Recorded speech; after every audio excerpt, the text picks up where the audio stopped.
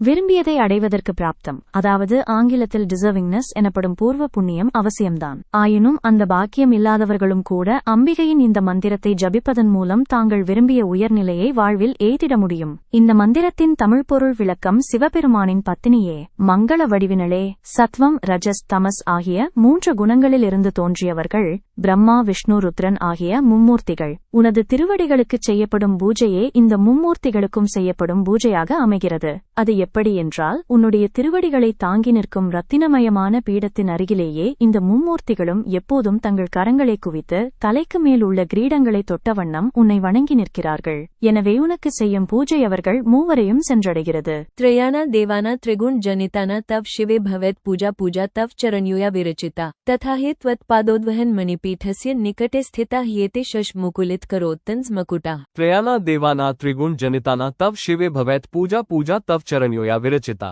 तथा हि त्वत्पादोद्वहन मणिपीठस्य निकटे स्थिता ह्येते शशमुकुलित करोत्तंस मकुटा.